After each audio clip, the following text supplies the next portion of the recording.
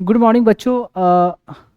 मैं अभी जो आपके सामने जो दिखा रहा हूँ वो इंट्रोडक्शन का पार्ट है। हालांकि जब ये वीडियो आपके पास जब अवेलेबल होगा तब तक मैं बता दूं कि मैंने पॉलिटी की जो पूरी सिलेबस है ऑलरेडी ख़त्म कर दिया है। मीन्स ऑफलाइन मैंने ऑलरेडी ख़त्म कर दिया है, पर ऑनलाइन जो आपको अवेलेबल हो रही है वो पूरी ख़त्म होने के बाद शॉर्ट शॉर्ट एक एक घंटे के वीडियो को फॉर्म में आपके पास अवेलेबल होगी। हालांकि जब क्लास ली गई है तो क्लास लॉन्ग, लगभग एक क्लास 3.5 आवर 4.5 आवर ऑलमोस्ट इतना चला है। पर ऑनलाइन जो आपके पास अवेलेबल होगी वो काट कर 1 आवर के अप्रॉक्स आपके पास अवेलेबल होगा। क्योंकि अगर ऑनलाइन पूरी क्लास को एक साथ अगर आप पढ़ेंगे या सुनेंगे तो काफ़ी हेक्टिक या बोरिंग जैसा हो जाता है ऑनलाइन के फॉर्म में। इसलिए मैंने वीडियो जो रखी है काट काट के रखी है। और इंट्रोडक्शन देने का वीडियो का इस इंट्रोडक्शन का पर्पस ये है कि मैं आपको बताना चाहता हूँ कि मैं क्यों पढ़ा रहा हूँ और कैसे आपको पढ़नी है, और इसमें मैंने कैसे आपको पढ़ाया है। ये सब बातें मैं अभी शॉर्ट में थोड़ा बताऊंगा। बाकी डिटेल बातें तो मैंने जो पढ़ाया है वहाँ बीच बीच में हर जगह मेंशन है, बताया है मैंने। पहली बात मैं बता दूं कि मैं जो जिस लैंग्वेज को मैंने पढ़ाने में रखा है तो नोट्स के फॉर्म में या स्लाइड के फॉर्म में देखें तो मैंने कंप्लीट इंग्लिश रखी है, पर एक्सप्लेन करने में मैंने मिक्स लैंग्वेज का इस्तेमाल किया है, हिंदी एंड इंग्लिश। ये इस पर्पस से क्योंकि इंडिया के जो मैक्सिमम स्टेट का है तो मैक्सिमम स्टेट में मैक्सिमम बच्चे हैं कुछ को छोड़कर जो हिंदी समझ लेते हैं। खासकर जो गांव-गांव से जो बिलोंग करते हैं, जिनको या जो एफर्ट नहीं कर सकते, तो ऐसे बच्चे को समझने में आसानी हो, इसको देखते हुए मैंने इसे एक्सप्लेन हिंदी और इंग्लिश मिक्स में किया है। हालांकि मैं बता दूं कि मैंने जो पढ़ाई की है मैंने इंग्लिश में ही पढ़ी है। मेरे लिए भी हिंदी में एक्सप्लेन करना बहुत सारे बातों को डिफ़िकल्ट हुई है। तो कोई नहीं, फिर भी मैंने जितना हो सका है अच्छे तरीके से डिटेल तरीके से मैंने एक्सप्लेन करने की कोशिश की है। एक तो ये कि वो मैंने इस लैंग्वेज को प्रीफर किया, ठीक है। दूसरी बात मैं बता दूं कि जो मैंने चैप्टर जो पढ़ाया है तो आपको जैसे बुक में जो चैप्टर दी होती है कि एक चैप्टर नाम है उस चैप्टर के बारे में, ठीक है, पर ये पॉलिटी जो है समझने के हिसाब से देखा जाए तो ऐसे पढ़ाया नहीं जा सकता। ऐसे पढ़ाया नहीं जा सकता। मैं अपना एक्सपीरियंस भी बता रहा हूँ उस आधार पर, और जैसे जैसे डिफरेंट डिफरेंट इंस्टीट्यूट में पढ़ाई जाती है उसके आधार पर। क्योंकि मैं आपको बता दूं कि मैं बड़े बड़े इंस्टीट्यूट या ऑर्गेनाइजेशन गवर्नमेंट हो या प्राइवेट में हर जगह से बिलोंग कर चुका हूँ, तो मुझे पता है कैसे कहाँ क्या होती है। तो अगर मैंने एक चैप्टर को पढ़ाया है ना तो नोट्स के फॉर्म में बता दूं या जो स्लाइड के फॉर्म में जो मेंशन है आपको, वो एक चैप्टर के लिए पूरी मैंने नोट्स के फॉर्म में मेंशन किया है। पर एक चैप्टर को पढ़ाते वक्त मैंने डिफरेंट कई चैप्टरों को कवर किया है। जैसे उसमें कोई नाम भी आया, कोई डिटेल कुछ के बारे में आया, तो उसको मैंने डिटेल उसी समय मैंने खत्म कर दिया है। तो ऐसा नहीं है कि आप जब एक चैप्टर को मैं पढ़ा रहा हूं तो इस चैप्टर पर फोकस करोगे, क्योंकि अगर मैं सारे चैप्टर को या डिफरेंट सब्जेक्ट को भी बोलूं, अगर उनको लिंक करके ना पढ़ाऊं तो फिर एक टीचर को पढ़ाने का कोई मतलब ही नहीं बनता। बुक में तो सेम चीज वैसे मेंशन है तो कोई भी पढ़ ले, तो टीचर की क्यों जरूरत है? टीचर की जरूरत है कि आप अच्छे तरीके से समझ सके, और अच्छे तरीके से आप तभी समझ सकोगे जब मैं सारे को आपको लिंक करके पढ़ाऊंगा, ठीक है। तो आप इसका इंतजार आप नहीं करोगे कि वो चैप्टर जब आएगा तो ही मैं पढ़ूंगा। मैं क्लियरली बता दूं, मैंने अगर मेरा आप 1 घंटे का वीडियो अगर आप सुनते हो तो उसको आपको कवर करने के लिए 4 to 5 आवर आपको पढ़ना पड़ सकता है। जैसे कि एक चैप्टर सिंपल नाम मैं देता हूं, सपोज मैं पढ़ा रहा हूं हिस्टोरिकल बैकग्राउंड इंडियन पॉलिटी की पहली चैप्टर है, उसे पढ़ा रहा हूं। तो उसे पढ़ाने में हिस्ट्री के बहुत सारे चैप्टरों की बात आती है, तो मैं वहां उसको जाकर मैंने कवर किया है। तो जब भले ही आप ये चैप्टर एक पढ़ रहे हो, पर जब मैंने उन हिस्ट्री वाले पर्सपेक्टिव को भी कवर किया है, मॉडर्न हिस्ट्री हो या एंशिएंट हो, व्हाटएवर हो या मिडिवल हो, ठीक है, या कोई फिजिक्स का मैटर या केमिस्ट्री का मैटर, व्हाट एवर। तो जब मैंने वर्बली कवर किया है ना, तो आपकी ये रिस्पॉन्सिबिलिटी बनती है कि आप बुक में उस चैप्टर के बारे में जाओ, जो मैंने पढ़ाया वहां से आप पढ़ो। अब जब भी जाके पढ़ोगे तो जितनी बातें मैंने पढ़ाई, अगर उसको ध्यान से पढ़ा, अगर रिटेन रखा, तो आप उस चैप्टर को इजीली वे में आप समझ सकते हो, समझने में कोई डिफिकल्टी नहीं होगी। हालांकि मैंने कोशिश की है डेप्थ में जाने की, पर कभी कभी ये भी हो सकता है कि मैं हर एक पॉइंट को वर्बली कवर ना कर पाऊं दूसरे चैप्टर से रिलेटेड। जैसे जिस चैप्टर को मैंने नोट्स के फॉर्म में कवर किया है, उसे डिटेल तो मैं गया ही गया, इतना डिटेल मैं जा चुका हूं कि उतना डिफरेंट बुक्स में भी आपको नहीं मिलेगी, उस चैप्टर पर्सपेक्टिव से बोलूं। पर जिसको मैंने वर्बली कवर किया है ना, तो उसको माइट भी मैंने पूरी जितनी बुक है उससे बियॉन्ड नहीं गया, ठीक है, पर आपको बुक में जाकर पढ़नी है और आपको समझकर उसको याद करना है, ठीक है।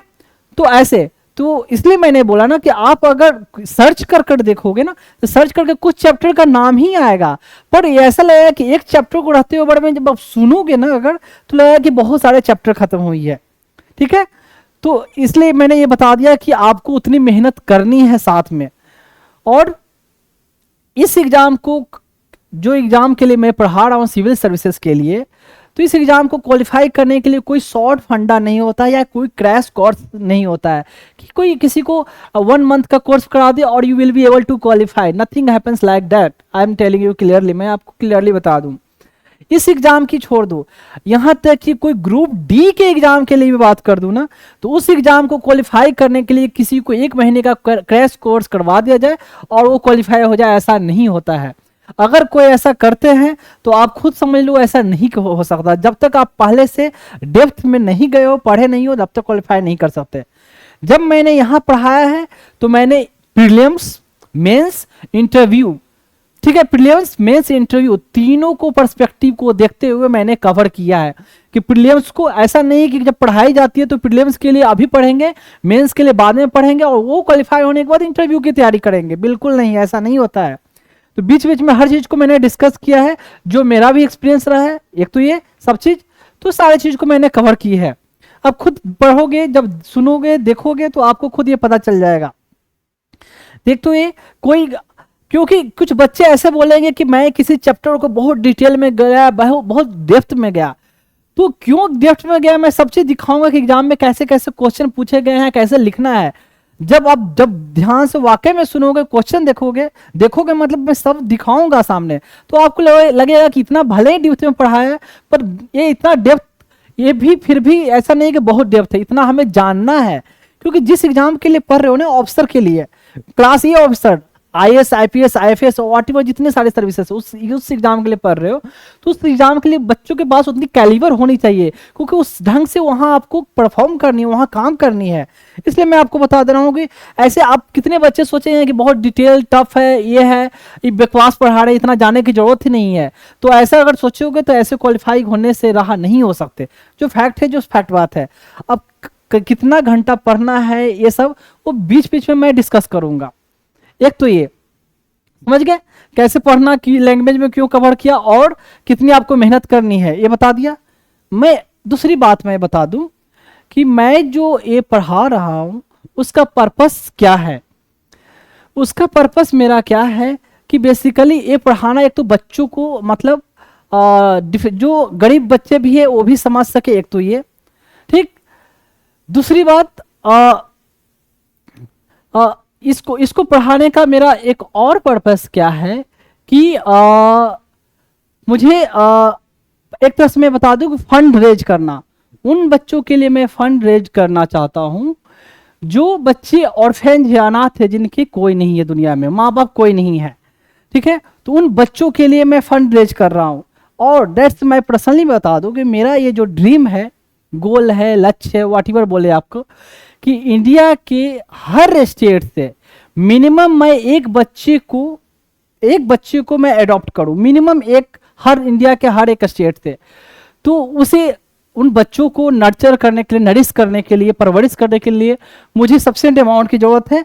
तो उसके लिए एक तो ये पढ़ा रहा हूं ताकि मैं फंड रेज कर सकूं बच्चों के लिए, ठीक है। एक चीज मैं बता दूं कि जो मैं पढ़ाऊंगा तो मैंने जिस टाइप की जो आपको क्वालिटी दी है, आपको ये देने की कोशिश की है, तो आपको अगर किसी इंस्टीट्यूट में आपने पढ़ा होगा या जिन्होंने भी पढ़ा होगा, आप कंपेयर कर लेंगे, मैंने मैक्सिमम से मैक्सिमम बेस्ट से बेस्ट देने की कोशिश की है।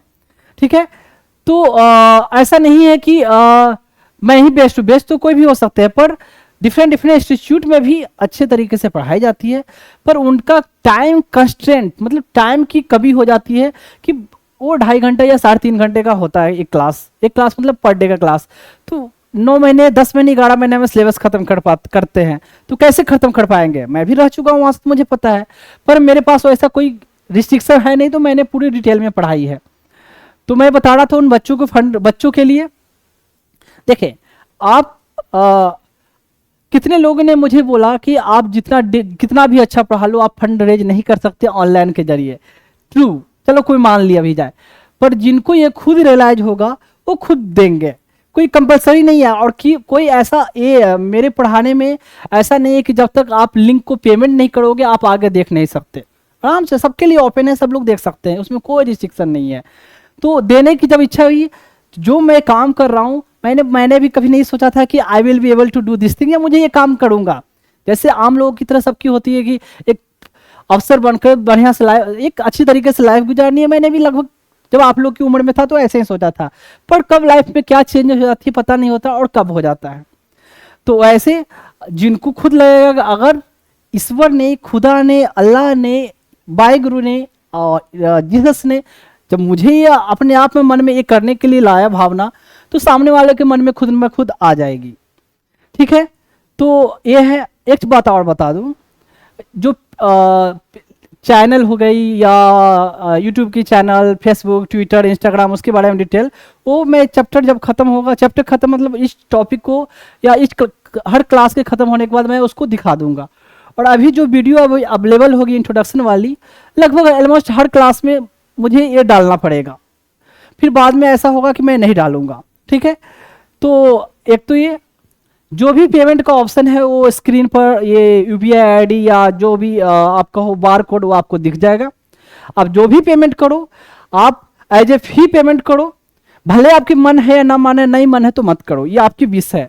ठीक है, लेकिन मैं आपको बता दूं, आप जो भी पेमेंट करें तो मुझे एज ए गुरु मानकर भले ना करे, या फी मानकर ना करे, या करें आपको या फिर भी ना करे, तो ये मान कर करे कि आप एहसान कर रहे हो मुझ पर, आप मान सकते हो, मुझे कोई प्रॉब्लम नहीं है। मीन्स आप ये मान सकते हो कि आपने पेमेंट कर कर विकास कुमार पर एहसान किया, पर मैं आपसे ये रिक्वेस्ट करूंगा, तो उन बच्चों पर ये मानकर आप मत पेमेंट करना कि उन बच्चों पर एहसान कर रहे हो। क्यों मैं आपसे ये बोल रहा हूँ? क्योंकि मैं जो काम कर रहा हूँ ना, मैं एक्सेप्ट ये नहीं करता हूँ कि मैं जो कर रहा हूँ उन बच्चों पर एहसान कर रहा हूँ, बिल्कुल नहीं। हमें ईश्वर ने दिया, खुदा ने, भगवान ने, जीसस ने, वाहिगुरु ने हमें इतनी ब्रेन दी, तो इसलिए मैं ये कर पा रहा हूं। अगर वो नहीं दे पाते तो मैं नहीं कर पाता। ठीक है, तो जो भी दिया हुआ उनका है, इसलिए मैं कर पा रहा हूं। तो इसलिए वो बच्चे बेचारे ऑलरेडी बहुत एहसान में जब रह चुके हैं। एक बच्चे को बिना माँ बाप का पलना बड़ा होना कितना डिफिकल्ट होता है, खुद सोच कर देखो। जब एक बच्चे की माँ चली जाए या 1-2 दिन के लिए, तो कितना बच्चा रोता है, तो उन बच्चों की हालत क्या रही होगी। तो इसलिए आप मुझ पर एहसान मान सकते हो, मानना कोई प्रॉब्लम नहीं है। आई विल एक्सेप्ट डेट, आपने मुझे जो भी दिया, फी दिया, इवन 1 रुपया भी आप देते हो मुझे, तो मैं मानूंगा कि आपने एहसान किया। पर ये मत मानना कि आपने बच्चों पर एहसान किया, क्योंकि वो बच्चे ऑलरेडी एहसान में दबे हुए हैं। एक चीज और, जो भी आप पेमेंट करेंगे वो मैं बाद में दिखाऊंगा, तो उसमें मैं आपसे गुजारिश करूंगा कि आप अपना नाम मेंशन कर देंगे और अपना प्लेस जहां से आप बिलोंग करते हो, and your number if your wish, अगर आपकी विश है तो अपना नंबर उसमें भी मैसेज के साथ डाल सकते हो। नहीं डालना चाहते तो एटलीस्ट नाम एंड प्लेस जहां से आप बिलोंग करते हो। ठीक है, तो ये मेरा पर्पस मैंने बताया, और पर्पस, दोनों पर्पस सारे लोगों के बेनिफिट के लिए। एक चीज और, जो मैंने पढ़ाया है तो सिर्फ ऑफिसर बनने के हिसाब से नहीं पढ़ाया, सिर्फ इसमें मैंने बीच बीच में हर चीज, मैंने लाइफ के हर पर्सपेक्टिव को कवर किया है, कि सिर्फ ऑफिसर बनना नहीं, एक अच्छा इंसान बनना मैंने अपने बच्चों को सिखाया, जो आप लोगों को मैं सिखाया है इस अपने क्लास के जरिए। तो कहते हैं डिफरेंस होता है विद्वान, गुणवान एंड बुद्धिमान। तो किताबें पढ़ के आप विद्वान बन सकते हो, ठीक है, पर गुण के लिए सिर्फ किताबों से गुण नहीं आता, पर कितने लोग ऐसे हैं जिनको विद्या नहीं है पर गुण है, जिसको ज्ञान कह सकते हैं, ठीक है। और बुद्धिमान तो दैट्स अ डिफरेंट पर्सपेक्टिव होता है, चालाक होना। तो मेरा पर्पस है कि मैं अपने बच्चों को विद्वान के साथ साथ बुद्धिमान और जो ज्ञानवान बोलते हैं वो बनाऊं, ठीक है। ज्ञानवान और क्या बोला, बुद्धिमान की बात नहीं करूंगा, एक तो विद्वान की बात कर रहा हूं, ज्ञानवान और गुणवान की बात कर रहा हूं, ठीक है। तो वो सब क्या चीजें होती है डिटेल वहां डिस्कस होगा। तो अभी तक मैंने बताया क्या क्या, ये इंट्रोडक्शन का पार्ट है, बाकी अब धीरे धीरे अब चलते हैं टॉपिक पे, ठीक है। टेक्सटाइल मिल, सिल्क के कपड़े बनाया करता बनता था वहां। तो इसमें क्या होता है क्या कि ये मिल जो है हाँ ये लगभग 74-75 इस टाइम के पीरियड की बात है, मतलब 70 टू 80 के बीच की पीरियड की बात है। ये मिल लॉस में जा रही थी, लॉस मेकिंग कंपनी बनी हुई थी। तो गवर्नमेंट ने क्या किया कि इसको नेशनलाइज करके इस पर अपना कंट्रोल कर लिया, नेशनलाइज कर दिया। जैसे आपने, मैं पढ़ाऊंगा या पढ़ा होगा कभी कि एक बार में बैंक को लगभग 1900 अब देखोगे 60 के आसपास में, 60 के आसपास में नहीं, सॉरी 66-67 के आसपास में हुआ था। इंडिया में मेजर लेवल पर बहुत सारे बैंक को नेशनलाइज कर दिया। एग्जैक्ट डेट मुझे ध्यान आसपास का है, बस इतना जानो कि गवर्नमेंट ने बहुत सारे बैंकों को नेशनलाइज कर दी थी। मतलब जो प्राइवेट बैंक थे, नेशनलाइज करने का मतलब अब वो गवर्नमेंट के अंदर कंट्रोल में फुल्ली हो जाएंगे। तो कंपनसेशन सरकार देगी या ना देगी, कितना देगी, वो बात की बात है, पर उस पर आपका ऑनरशिप अब नहीं रहेगा, सरकार की ऑनरशिप होगी। उस समय ऐसा चल रहा था, नेशनलाइज किया जा रहा था। अभी क्या चल रहा है, नेशनलाइज नहीं, अभी प्राइवेटाइज किया जा रहा है। मतलब जिस पर सरकार का कंट्रोल अब प्राइवेट लोगों को, मतलब इंडिविजुअल को, प्राइवेट कंपनियों को दी जा रही है। अब पहले जो प्राइवेट कंपनी की या प्राइवेट लोगों की या इंडिविजुअल की जो बैंक हुआ, इंश्योरेंस हुआ, कंपनियां हुई, उसको सरकार कब्जे में करती थी, सरकार अपने अंडर में करती थी। तो ये मिल लॉस में जा रही थी। तो उसने 1974 में गवर्नमेंट ने एक एक्ट लाया। तो उस एक्ट के नाम के बारे में आपको जानने की जरूरत नहीं है, मतलब कहने का मतलब जो कंपनियां लॉस में जा रही है ना, उसको गवर्नमेंट एक्वायर कर लेगी, उसको नेशनलाइज कर दीजिए, ऐसा एक्ट था। तो एक्ट को लाकर कंपनी को नेशनलाइज करके अपने कंट्रोल में कर ली। तो ये जो मिनरवा मिल के जो भी ऑनर रहे कर्नाटका में, तो ये हाई कोर्ट में, अब जैसे कैसे प्रोसेस वही है, पहले आप डिस्ट्रिक्ट कोर्ट जाओगे, हाई कोर्ट जाओगे, फिर आप सुप्रीम कोर्ट। तो matter district court, high court भी गया। 3 जज की बेंच ने मिनरवा मिल्क जो पिटीशन ये लेके गए, इनके पिटीशन को मतलब रद्द तो नहीं किया, कहा डिसीजन गवर्नमेंट के फेवर में दिया गया। नहीं, गवर्नमेंट ने जो किया है वो सही किया है। आर्गुमेंट ऐसे ही होगा कि भाई पब्लिक को वेलफेयर के देखते हुए कि ऐसी कंपनी है जो लॉस में जा रही है, तो उससे एम्प्लॉय का भी लॉस होगा, कंट्री का लॉस होगा। तो सोसाइटी के वेलफेयर के लिए, लोगों के वेलफेयर के लिए हम इसको नेशनलाइज कर रहे हैं, और ताकि इसका आउटपुट और ज़्यादा हो, ऐसी ऐसी बातें। तो ऐसे ऐसे आर्गूमेंट देकर दिया गया होगा उस समय। फिर मैटर सुप्रीम कोर्ट में पहुंचा। तो सुप्रीम कोर्ट देखें तो उस समय जैसे कि सुप्रीम कोर्ट में ने इसने जब मैटर गया, तो सुप्रीम कोर्ट को देखे, केशवानंदा भारती वाली जो मैटर सुप्रीम कोर्ट में गई थी, या मिनरवा मिल वाली जो सुप्रीम कोर्ट में गई, तो कहीं नहीं कहीं उस इंडिविजुअल के वेलफेयर, केशवानंदा भारती केस में क्या हुआ, केशवानंदा भारती को तो कुछ मिला नहीं, प्रॉपर्टी को क्या हुआ, राइट टू प्रॉपर्टी राइट को अपील रिफिल किया गया। तो गवर्नमेंट ने एक्सेप्ट किया कि एटलीस्ट, मतलब सुप्रीम कोर्ट ने एक्सेप्ट किया कि जो आपकी जो लैंड सरकार ने एक्वायर कर लिया, आपके पास लैंड ज़्यादा थी, और लैंड को अल्टीमेटली गरीबों में या किसानों में बांटा जाएगा। तो गवर्नमेंट का ये स्टेप सही है। प्रॉब्लम क्या था कि जो पार्लियामेंट ने कहा कि भाई हमें यूनिलैटरली पावर है कि हम कॉन्स्टिट्यूशन को कुछ भी चेंज कर सकते हैं, उसका कोई जुडिशियल रिव्यू नहीं होगा। तो ये सब जब बातें चर्चा हुई, तो सुप्रीम कोर्ट को जो लगा कि भाई ये तो मेरी पावर कम की जा रही, कटेन की जा रही है। अब पार्लियामेंट अपने आप में कहीं ना कहीं ऑथोरिटेरियन बनने की कोशिश कर रहा है, तो अपने मनमाने ढंग से हमारी पावर को और कम किया जा रहा है और कुछ भी कर सकती है। उसमें ज़्यादा इंटरेस्ट लेते हुए सुप्रीम कोर्ट ने ज़्यादा इंटरेस्ट लिया उन बातों को, और ये भी देखते हुए कि फ्यूचर में गवर्नमेंट कहीं ना कहीं और डेमोक्रेसी के सिर्फ डेमोक्रेसी से हटकर ऑथोरिटेरियन की तरफ झुकती जाएगी, ये भी बात था। तो सुप्रीम कोर्ट की बहुत सारी पावर को कटेल होने वाली जो अमेंडमेंट थी उसमें, जो मैंने पहले बताया 24 amendment act, 25 amendment act and 29 amendment act, ऐसा 21 72 के टाइम में। इसमें भी ये हुआ, इसके बीच में क्या चल रहा था, क्या चल रहा था क्या कि supreme court parliament different different जो अमेंडमेंट ला रही थी, या कह सकते हो एक्ट ला रहा था, क्या कि हम डीपीएसपी को किसी भी प्रोविजन को इम्प्लीमेंट करने के लिए, और किसी भी फंडामेंटल राइट को अगर उसका इन्फ्रिंजमेंट होता है, वायलेशन होता है, तो उस डीपीएसपी को इम्प्लीमेंट करने में कोई सवाल जवाब नहीं किया जा सकता, और न ही इसको कोई जुडिशियल रिव्यू किया जा सकता। तो ये सब बातें उसमें चर्चा हो रहा था। तो इसका मतलब था कि अगर कोई भी बिल या एक्ट लाए, हर चीज़ में ये हवाला दे दे कि मैं डीपीएसपी को इम्प्लीमेंट करने के लिए ये बिल लाया हूँ, या ये लॉ लाया, ये एक्ट लाया, तो आप इस पर कोई जुडिशियल रिव्यू नहीं किया जा सकता, और इसको कोई नल एंड वाइड नहीं कर सकता। तो ऐसे ऐसे प्रोविजन थे। तो ऐसे केस में सुप्रीम कोर्ट ने इंटरवेन किया, और ये कहा कि भाई, यहाँ फिर से रिपीट किया कि जुडिशियल रिव्यू करना एक basic feature of the constitution है, इसको कोई कर्टेल नहीं कर सकता।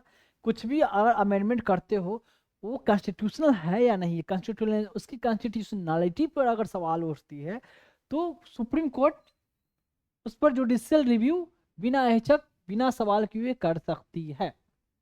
ये भी मेंशन किया गया जजमेंट में धीरे धीरे कि सिर्फ कोई भी डायरेक्टिव प्रिंसिपल नहीं, ओनली आपका 39 बी एंड सी को इम्प्लीमेंट करने के लिए अगर 49 19 का वायलेशन होता है, उसको ही आपको वैलिड माना जाएगा, बाकी सबको नल एंड वॉइड माना जाएगा। ये हुआ। फिर ऐसे ही अपना स्टेटमेंट ये भी दिया कि भाई ऐसा नहीं कि मैं डीपीएसपी को फंडामेंटल राइट के सामने नीचा रखता हूँ, लेकिन दोनों में एक बैलेंस होनी चाहिए। तो ऐसे ऐसे different different statement supreme court ने जजमेंट में कोट किया। तो ये बोला गया था कि फाउंडेड ऑन द इसमें मिनर्वा मिल केस ने सुप्रीम कोर्ट ने इस बात को हेल्ड किया था, इसलिए ये लाइन का कोटेशन का मतलब ये है। समझ में आया मिनर्वा मिल केस? अब देखें, अब आ गया फंडामेंटल ड्यूटी, लेकिन मैं फंडामेंटल ड्यूटी पे इतना जल्दी नहीं जाऊंगा। देखिए, थोड़ा डीपीएसपी का आर्टिकल के बारे में बता दूं, सुन ले।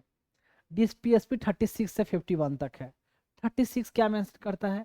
स्टेट को डिफाइन कर देता है कि स्टेट कौन है, कौन कौन किसे स्टेट कहा गया है। ठीक, फिर देखा जाए तो 37 जो है आपका क्या है?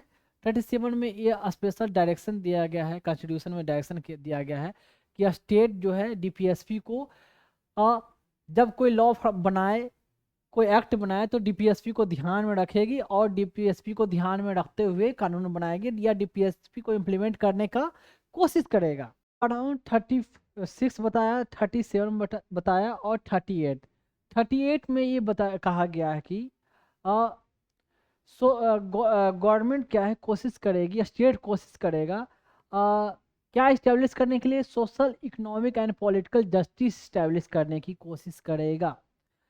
साथ में ये 38 में कहा गया है कि इनइक्वालिटी को सोसाइटी में ख़त्म करने की सरकार स्टेट कोशिश करेगा।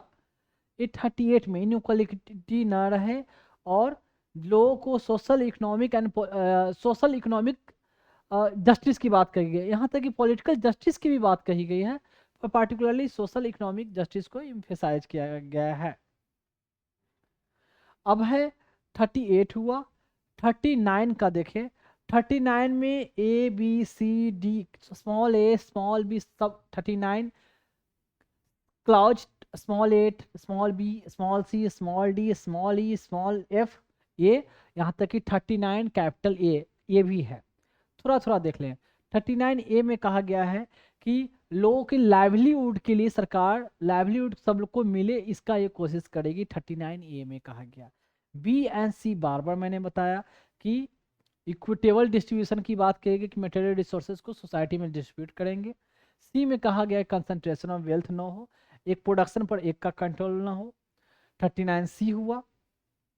डी में कहा गया कि मेल और फीमेल को, मेन और फीमेल को इक्वल काम के लिए इक्वल सैलरी मिलेगी, 39D में कहा गया। 39E में एफ में ये चाइल्ड के वर्कर के वेलफेयर के लिए उनका फोर्सफुल एब्यूज ना किया जाए, उनके हेल्थ को डेवलपमेंट के लिए, ये सब 39D एंड E में कहा गया था। चिल्ड्रेन एंड वर्कर, इनको इनके हेल्थ, न्यूट्रिशन या इनके वेलफेयर की बातें इसमें मेंशन की।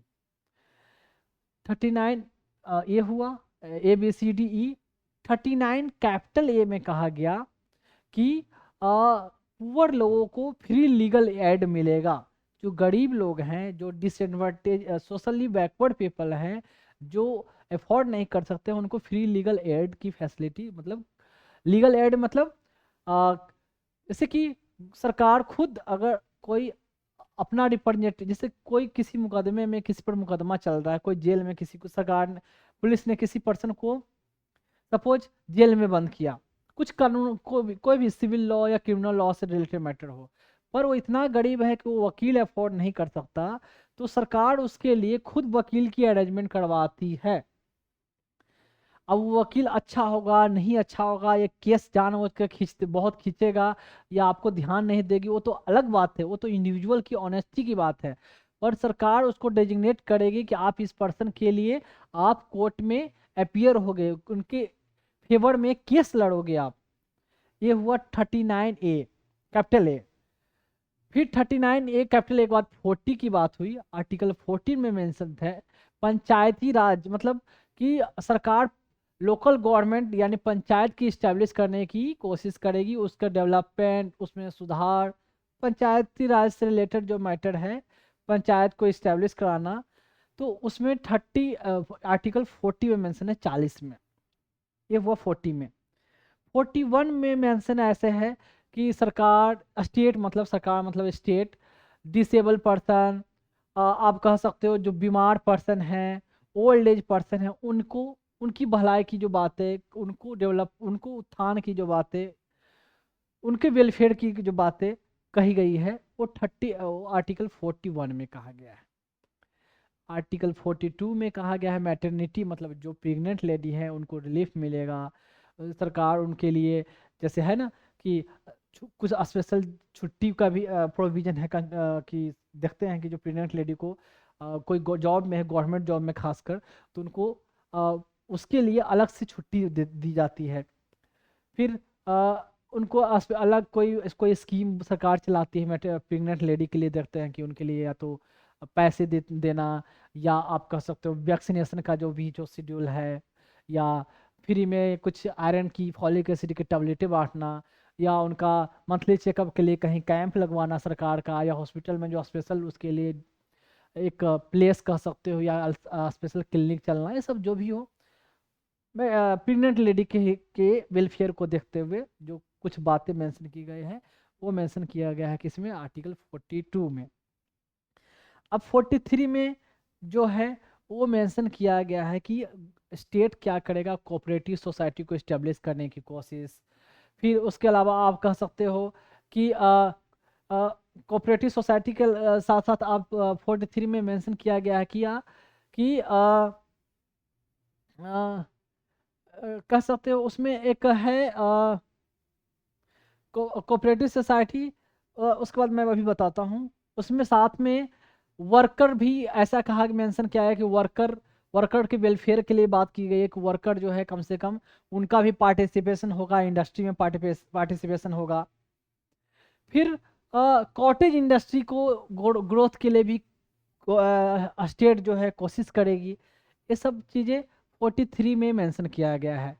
फिर वर्कर के लिए जो वर्क कंडीशन जो होना चाहिए, उनके लिए कम से कम ऐसा होना नहीं होना चाहिए कि वर्क कंडीशन मतलब जहाँ काम कर रहे हैं वो हैजार्डस हो, वहाँ पूरी फैसिलिटी अवेलेबल नहीं हो, जैसे कि ऐसा नहीं हो कि पूरी मतलब कहने का मतलब वहाँ ना पानी पीने का व्यवस्था हो, अगर कोई प्रेग्नेंट लेडी हो तो उनको बच्चे को वो पालन पोषण के लिए जो एक क्रेच कुछ बोलते हैं, जो जिसमें बच्चों को देखते हैं रख खिलाया जाता है, झूले की तरह होती है, वो सब का फैसिलिटी होना। या आप कह सकते हो कि वर्किंग इन्वायरमेंट, मतलब ऐसा ना हो कि पूरा गर्म हो, वेंटिलेशन नहीं हो, उनके लिए जो रहने की कोई फैसिलिटी नहीं हो, रेस्ट करने का कोई फैसिलिटी नहीं हो, तो उनके वेलफेयर की बातें आर्टिकल 43 में मेंशन की गई है।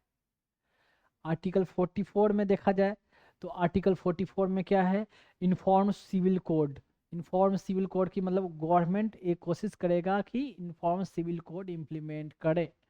इन्फॉर्म सिविल कोड का मतलब होता है, पता है, समान नागरिक संहिता। इन्फॉर्म सिविल कोड का मतलब ये हुआ, इसमें कहा जाता है कि जैसे अभी क्या है, हिंदू पर्सनल लॉ, मुस्लिम पर्सनल लॉ, और पारसियन का भी अपना एक लॉ है, क्रिश्चियन का भी अपना एक पर्सनल लॉ, ऐसे ऐसे है। तो इसमें कहा गया है कि एक इन्फॉर्म पूरे कंट्री में कोशिश करेगा कि एक इन्फॉर्म को सिविल लॉ हो। सिविल लॉ जो मैरिज, डाइवोर्स, इनहेरिटेंस, एडॉप्शन या उत्तराधिकारी कौन होगा, सक्सेशन, इसकी जो बातें करता है वो इन्फॉर्म सिविल कोड, मतलब वो सिविल कहते सिविल लॉ की बातें हुई। तो इन्फॉर्म सिविल कोड कहने का मतलब ये सब चीज़ें के लिए जो कानून बने सबके लिए यूनिफॉर्म, सबके लिए एक ही हो, सबका अलग अलग ना हो, हिंदू का अलग, मुस्लिम का अलग, सिख का अलग, क्रिश्चियन का अलग, ऐसा ना हो। तो यूनिफॉर्म सिविल कोड आर्टिकल 44 तक हो गया। अब देखिए अब ऐसे आता है आपका आर्टिकल 45, 46, 47, 48, 49, 50, 51। तो अब मैं थोड़ा उल्टा चलता हूँ। आर्टिकल 51 में जो है बात कही गई, मेंशन की गई है कि स्टेट क्या है, इंटरनेशनल पीस, सिक्योरिटी, शांति, या जो डिफरेंट कंट्री के साथ हमारा जो रिलेशन है उस ट्रीटी को फॉलो करेगा, वर्ल्ड में शांति स्थापना करने की कोशिश करेगी स्टेट। तो ये आर्टिकल 51 में मेंशन है। आर्टिकल 50 में कहा गया है कि स्टेट कोशिश करेगा कि जुडिशियरी एंड एग्जीक्यूटिव को दोनों को सेपरेट रखा जाए। तो दोनों को कहीं ना कहीं कह सकते हैं कि सेपरेशन ऑफ पावर की बात कही गई है। जुडिशियरी का पावर अलग होगा, एग्जीक्यूटिव का अलग होगा, लेजिस्लेचर का अलग होगा। वो 50 में मेंशन किया गया है। 49 में क्या मेंशन किया गया है, 49 में कहा गया है कि स्टेट जो है मोनूमेंट, जो मोनूमेंट है, या आप कह सकते हो जो पुराने जो समय के जो हमारे एंशिएंट बिल्डिंग बने हुए हैं उसको प्रिजर्व करने की कोशिश करेगी। तो उसके लिए देखते हो आर्कियोलॉजिकल सर्वे ऑफ इंडिया जो एक तो है, फिर म्यूजियम है, या आप कह सकते हो तो जो भी हमारे जो मोनूमेंट पुराने समय के जो है, या ब्रिटिश के टाइम के बने हुए हो, या मुगलों के टाइम के बने हुए हो, तो उनको प्रिजर्व करने की कोशिश करेगी। ये हुआ आपका मेंशन हुआ 51, 50, 49। 49 में 48 में क्या मेंशन है, 48 में ये मेंशन है कि गवर्नमेंट क्या है, कोशिश करेगा कि इन्वायरमेंट को कंजर्व करें, इन्वायरमेंट को क्लीन रखें, कंजर्व रखें, वाइल्ड लाइफ के लिए काम करेगी, सरकार काम करेगी। तो ये सब चीज़ें जो मेंशन है वो है आपका आर्टिकल 48 में मेंशन किया गया है। फिर है वैसे ही आप देखा जाए तो आर्टिकल 47 में मेंशन किया गया है कि इंटॉक्सिकेटेड मतलब जो ड्रग्स है और शराब है, सरकार क्या है, देखिए 48 में जो मैंने बताया इन्वायरमेंट के साथ साथ साथ में ये भी मेंशन किया गया है, सरकार चाहे तो मतलब स्टेट चाहे तो ये कोशिश करेगी कि काऊ का स्लॉटर, जानवरों को मारना, मतलब या बच्चों को मारना, जो काटने का जो रिवाज है, जहाँ काटते हैं जहाँ, उस पर चाहे तो, या मिल्च मतलब कहते हैं कि ऐसा जानवर जो छोटे जानवर जो कह सकते हो आप, जिनको हम इस्तेमाल करते हैं, जैसे कि गधा हो गया, खच्चर हो गया, तो ऐसे जानवरों का कंटेक्स्ट में भेड़ हो गया, तो ऐसे को काटना, ऐसे को काट कर जो खाया जाता है, या जहाँ आप कह सकते हो कि बूचर है, कसाई खाना है, तो उस पर चाहे तो सरकार स्टेट बंद करवा सकती है, करवाने की कोशिश करना चाहिए, बंद करवा सकती है। तो ये हुआ आर्टिकल 48 में ऐसा। तो फिर ऐसे ही आर्टिकल 47 में है कि इंटॉक्सिकेटेड ड्रग, लिकर, इस पर बैन कर सकती है सरकार, गवर्नमेंट। पब्लिक हेल्थ को देखते हुए, लोगों की भलाई को देखते हुए कुछ और भी जो एक्टिविटी काम है उस पर ध्यान दे सकती है, ऐसी बात है 47 में। 46 में जो बातें कहा गया फिर ऐसे देखे तो देखिए फिर बोला, मेंशन किया गया क्या कि 46 में मेंशन किया गया कि SC ST schedule caste, schedule tribe, backward class, उनके वेलफेयर को नज़र देखते हुए, वेलफेयर से रिलेटेड जो काम है उनके इकोनॉमिक या सोशल डेवलपमेंट के लिए सरकार ध्यान दे, मतलब गवर्नमेंट, सरकार, स्टेट ध्यान देगी या कोशिश करेगी। उनके वेलफेयर से रिलेटेड मैटर है 46 में। तो ये हुआ 46। 45 में मेंशन है कि गवर्नमेंट क्या है कि कोशिश करे, या गवर्नमेंट या स्टेट कोशिश करेगा क्या कि कम से कम 5 साल तक जो बच्चे हैं कम से कम उनको बेसिक जो मिनिमम कम से कम एजुकेशन जो दिया जाता है, अर्ली चाइल्डहुड केयर की बात है। अर्ली चाइल्डहुड केयर या एजुकेशन जिसमें हो सकता है कि अर्ली चाइल्डहुड केयर मतलब हो गया जैसे बच्चों को जैसे वैक्सीनेशन लगाता है, डीवर्मिंग के लिए टैबलेट दी जाती है, आयरन की टैबलेटें दी जाती है, आंगनवाड़ी में न्यूट्रिशन के लिए आंगनवाड़ी जो आप कहते हैं ना प्रोटीन जो डाइट होता है उसको डिस्ट्रीब्यूट किया जाता है।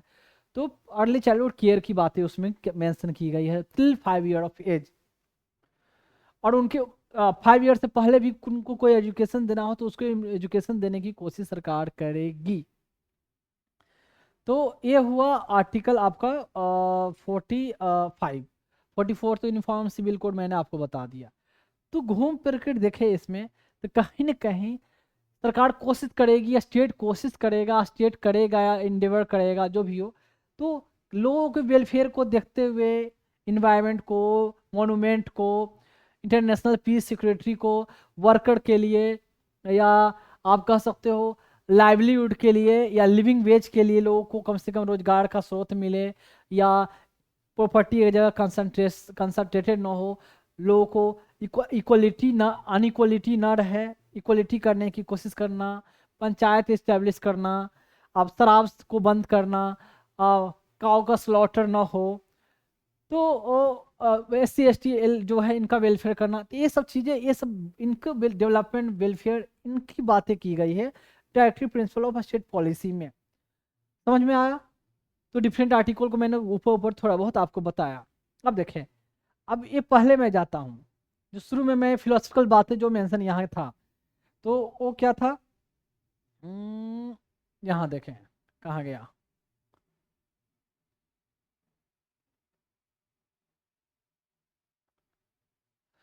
तो कहता है DPSP denotes the ideal that state should keep in mind while formulating policy and enacting law.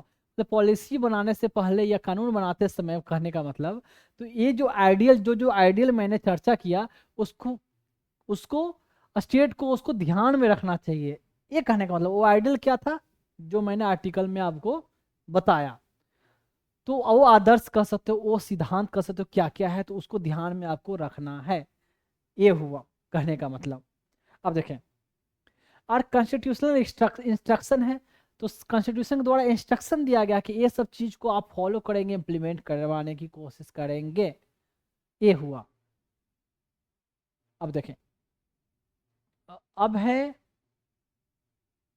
ये मॉरल ऑब्लिगेशन होता है, मतलब ये सब को इम्प्लीमेंट कराना सरकार पर कोई, कहने का मतलब कॉन्स्टिट्यूशनल कोई आप कह सकते हो कोई ऑब्लिगेशन नहीं है।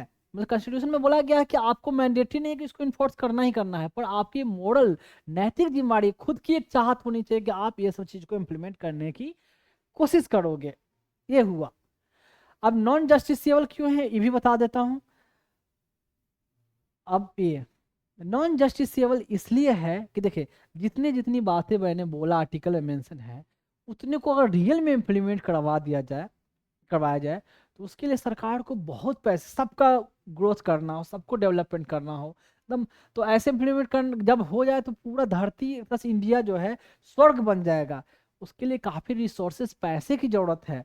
उतना सरकार के पास उतना रिसोर्स नहीं है कि पूरे के पूरे को सही तरीके से जो कॉन्स्टिट्यूशन में जो प्रोविजन है मतलब DPSP में उसको इम्प्लीमेंट करा दे। और अब मान ली इक्वलिटी की बात करते, फुल्ली इक्वलिटी, तो क्या होगा कि भाई जो खूब मेहनत करके पैसे कमा रहे हैं उनका ये पैसा करके क्या है, जो थान से बैठा हुआ है उनको बांट दिया जाए, ये भी कहाँ से पॉसिबल हो पाएगा। तो थियोरेटिकल तो अलग बात है, लेकिन पॉसिबल कैसे होगा। एकदम नीट एंड क्लीन इन्वायरमेंट मिले। लोग तो गंदगी खुद फैला रहे हैं, लोग तो खुद है जो जहां मन किया वहां थूक फेंक दिया, गुटखा खाया फेंक दिया, कार से जा रहे हैं कार से कुछ खाया नीचे फेंक दिए, कार से जाते वक्त बाहर से थूक फेंक दिया, किसके बॉडी पर जा रही है उसका परवाह नहीं किया। तो दुकान से कुछ सामान खरीदा, खाया, वहीं फेंक दिया। तो पार्क में गए, कुछ खाया, साइड में फेंक दिया। तो तो लोग ऐसे करते जाएंगे, सरकार करते जाएगी एकदम उनको नीट एंड क्लीन इन्वायरमेंट हम दें, तो ऐसे नहीं ठल्ले हो जाएंगे भाई। भाई सरकार आदमी रखे रहे, हम तो भाई रास्ता ही जिंदगी गुजारेंगे। फिर शराब फुल्ली अगर बंद कर दे शराब, तो फिर इसमें भी देखो, जहां जहां शराब बंद होती है तो लोगों का भी उसमें तरह तरह का हंगामा शुरू होता है कि भाई अ, स- कि शराब पीना ये हमारा एंजॉयमेंट का पार्ट है, राइट टू लाइफ कह सकते हो, या कह सकते हो protection of life and personal liberty, हमारा ये पर्सनल लिबर्टी है। तो राइट टू एंजॉयमेंट जो आर्टिकल 21 का पार्ट है कहीं ना कहीं, तो इसको आप हमसे ले नहीं सकते, हमसे छीन नहीं सकते। तो ऐसे ऐसे बातें है। फिर आप देखोगे सबको जस्टिस मिले, सोशल जस्टिस मिले, इकोनॉमिक जस्टिस मिले, या कह सकते सबको। तो जो चोर है, डाकू है, तो उनको भी भाई सब चीज़ समय पर सब चीज़ पैसा दे दिया जाए, ऐसे रखे रखे बैठा जाए, भाई सबको होना पैसे मिलना चाहिए। तो वही बात हो गई कि जो ज़्यादा मेहनत करे उसको भी वो, कम मेहनत करे उसको भी वो, निठल्ला है उसको भी वो, चोर है उसको भी वो, बेईमान भी है उसको भी सब चीज़ बैठे बैठे घर बैठे मिल जा रहा है। मतलब कोई काम ना करे फिर भी सरकार उनको टाइम पर राशन दे रही है, सामान टाइम पर उनको मंथली पैसे दे रही है। तो फिर काम करेगा कैसे वो, उसको वो भावना ही नहीं रहेगी। जैसे कहते हैं कि कुछ दिन पहले, मतलब ऐसे ही सुनने में आया था, क्या लोग कहते हैं कि बिहार में एक समय ऐसा चल रहा था या ऐसा था कि खेत में जैसे धान काटने का जो सीजन होता है ना, धान काटना, गेहूं काटना, या आप जानते हो कि धान को क्या होता है कि पहले क्या होता था कि एक लकड़ी का जिसको चौकी बोलते हैं, और उसको बोलते हैं, धान को पीटा जाता है ऐसे ऐसे। तो जो पीटा जाता है, अगर एक गांव से बिलोंग करते होंगे तो उनको पता होगा, समथिंग कॉल्ड अटिया, समथिंग कॉल्ड पोड़ा। अटिया जो मतलब जो धान के जो फसल हुए हैं, मतलब जो प्लांट हुए, सूखे हुए प्लांट, उनको जो बंडल में बना दिया जाए तो उसको अटिया कहते हैं। और उससे अगर धान निकालना है तो उसको पीटा जाता है, किस पर, चौकी पर। अब तो थ्रेसर आ गया, उससे निकल जाती है। तो या धान को काटना है तो हंसुए से काटा जाता है वहां से, या धान को बोने के लिए जानते हैं आप कैसे धान का बोना कितना डिफिकल्ट है, मोड़ी दिया जाता है, पहले बीज सीड छीटे जाते हैं, छोटे छोटे फसल निकलते, छोटे छोटे आपका तो सीडलिंग कहते हैं, वो निकलते हैं। एक जगह लाकर, एक जगह ऐसे ऐसे हाथ से लाकर, एक जगह, कई जगह यहाँ यहाँ यहाँ इम्प्लांट ऐसे किया जाता है, वहां से निकाल कर ऐसे पानी देना, बहुत उसमें काफी डिफिकल्टी है। तो लेबर इंटेंसिव एग्रीकल्चर, वो एग्रीकल्चर है, मतलब कह सकते हो कि उसका प्रोडक्शन एक लेबर इंटेंसिव है। मतलब उसमें मजदूरों का बहुत ज़्यादा रोल है, गहन रोल है। तो मजदूरों की आवश्यकता जरूरत होती है। तो उसमें क्या हो रहा था कि सबको सरकार एक तो पैसे भी दे रही है, अनाज ऐसे मिल जा रहा था सब फैमिली को। तो मजदूर क्या है कि एक जो अमाउंट तक जो एग्रीकल्चर में क्या होगा कि बहुत ज़्यादा पैसे तो नहीं मिलेंगे कि एक दिन का जो आपको है 1000 रुपये या 1500 मिलेंगे, जो भी गांव के हिसाब से रेट होगा 300 400 ऐसे मिलेंगे, 400 भी रेट। तो उतने में मजदूर आने के लिए तैयार नहीं थे कि भाई भर दिन मैं खटूंगा सिर्फ 400 मिलेगा हमें, तो भाई ऐसे ही सरकार से महीने का अनाज मिल जाता है ना, महीने का तेल मिल जा रहा है, और कुछ पैसे भी ऐसे मिल जा रहे हैं। तो फिर उतना ये सब जबरदस्ती शरीर को क्यों खटाना। लो, और ऊपर से मैक्सिमम मजदूर भाग रहे थे, बिहार से बाहर भागते हैं कि बिहार में रहूंगा तो जो पैसा मिलेगा उससे दुगना पैसा मुझे दूसरे स्टेट में, खासकर साउथ के स्टेट में मुझे मिल जाएगी, दिल्ली में मिल जाएगा, और मुंबई में मिल जाएगा। तो मजदूर मिलना मुश्किल हो रहा था, ये कहने का मतलब हुआ। तो अगर सबको सब चीज़ अगर मिल जाए, खाने का मिल जाए, हेल्थ सब चीज़ टाइम पर ऐसे सरकार उपलब्ध करा दे, तो कोई फर्दर या एक्स्ट्रा वर्क करने की कोशिश ही ना करे। तो बहुत सारे कॉन्स हैं इसके कि अगर फुल्ली कंप्लीट कराना भी मुश्किल है, इम्प्लीमेंट कराकर बहुत अच्छा भी हो जाए ये कहना मुश्किल है। तो इसलिए इसको इन्फोर्सिएबल, जस्टिसेबल, नॉन जस्टिसेबल है। तो ये हुआ ये। अब देखिए, कहीं ना कहीं डीपीएसपी के बहुत सारे प्रोविजन को इम्प्लीमेंट करने के लिए सरकार ने कई बार पॉलिसी लाए हैं, स्कीम लाए हैं, एक्ट लाए हैं, लाए हैं। जैसे आप पढ़ोगे तो बहुत सारे जो स्कीम के बारे में पढ़ोगे ना, तो करंट अफेयर में बार बार बीच बीच में स्कीम आते रहेगी, पेपर में तो उतना स्कीम का चर्चा नहीं होता।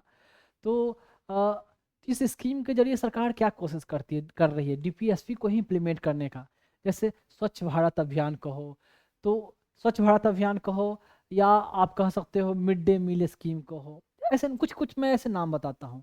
मिड डे मील स्कीम क्या है, लोग बच्चों का न्यूट्रिशन की बात है, न्यूट्रिशन हो, बच्चों को न्यूट्रिशियस डाइट मिले, उनका हेल्थ डेवलपमेंट हो। फिर ठीक है, वैक्सीनेशन, क्यों वैक्सीनेशन से बीमारी से बचे, उनका ग्रोथ सही हो और डेवलपमेंट सही हो बच्चों का, वैक्सीनेशन के भी प्रोविज़न सरकार ने कर रखा है। फिर उसके लिए सफाई के प्रोविज़न रखा है कि नीट इन्वायरमेंट हो, सफाई के लिए अभियान सरकार चलाती है उसके लिए। फिर शौचालय का निर्माण करवा रही है घर घर कर, तो कहीं ना कहीं कि भाई अगर ओपन डिफिकेशन होगा तो उससे बीमारियां ज़्यादा फैलेगी, उसको कंट्रोल करने के लिए वो स्कीम चला रही है सरकार।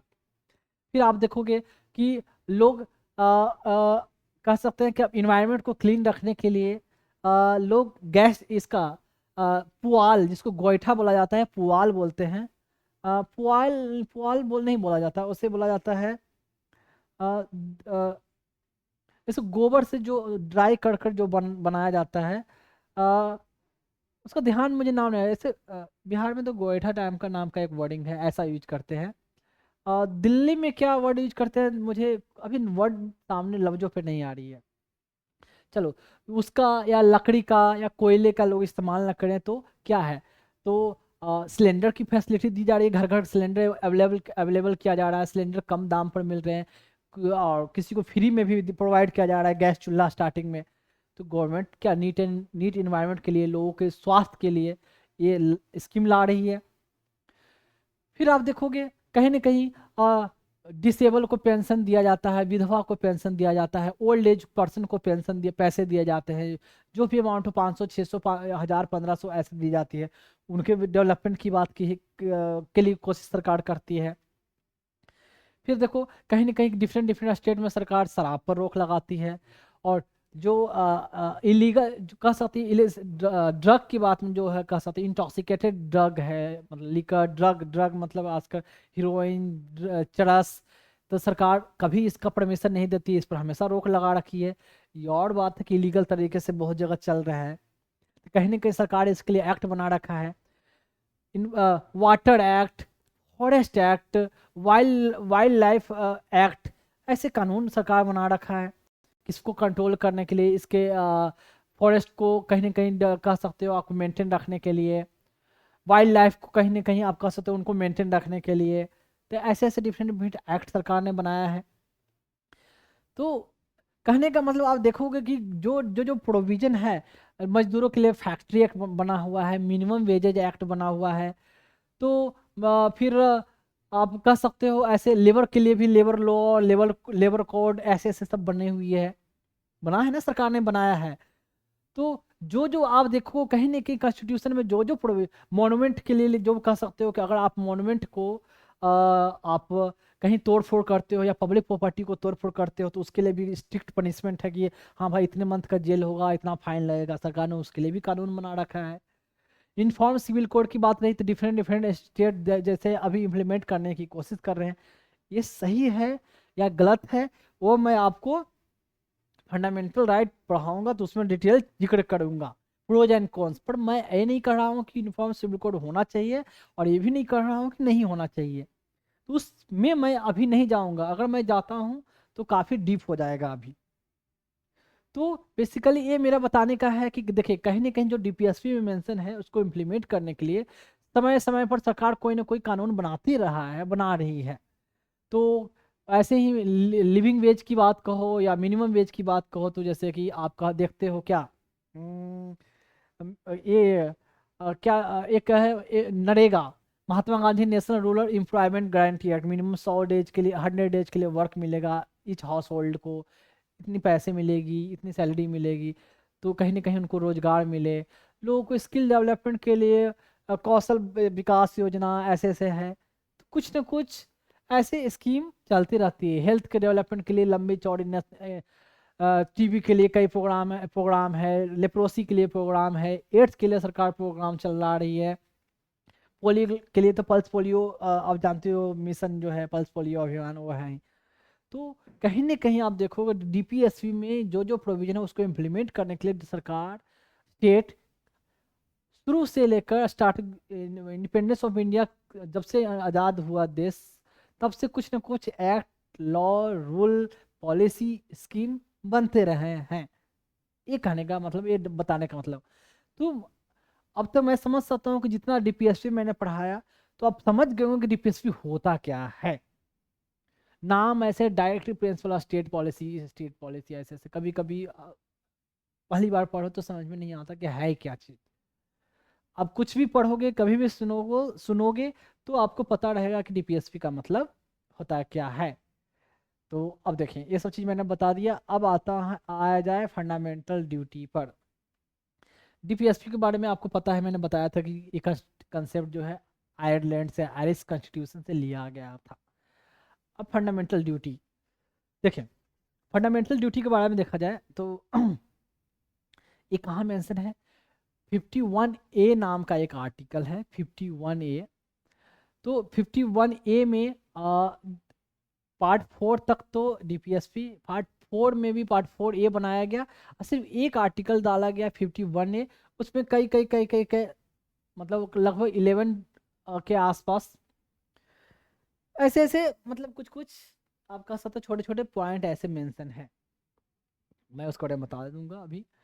देखें, फंडामेंटल ड्यूटी कहा गया कि फंडामेंटल राइट तो लोगों का अवेलेबल है कॉन्स्टिट्यूशन में, पर लोग, पर कहते हैं लोगों की भी तो अपनी कोई दायित्व होना चाहिए, ड्यूटी होनी चाहिए, कि सिर्फ अधिकार राइट ले कॉन्स्टिट्यूशन से, पर खुद खुद खुद कॉन्स्टिट्यूशन देश के लिए कुछ करे। ऐसा क्या लोगों की कोई ऐसा कोई प्रोविजन कॉन्स्टिट्यूशन में नहीं होना चाहिए क्या? तो देखा जाए तो ये जो चीज है ना, ये लिया गया यूएसएसआर से, जिसको अभी रसिया कहते हैं। यूएसएसआर का मतलब यूनियन, जानते हैं, यूनियन ऑफ सोशलिस्ट, क्या है यूएसएसआर, यूनियन ऑफ सोशलिस्ट, तो क्या है, सोशलिस्ट सोवरेन डेमोक्रेटिक। एक मिनट में बता दूं, थोड़ा कहाँ गया यूएसएसआर, थोड़ा मैं लिख के आगे पीछे हो रहा है मुझे। देखे जी, ये लिया गया USSR, union of socialist sovereign Republic,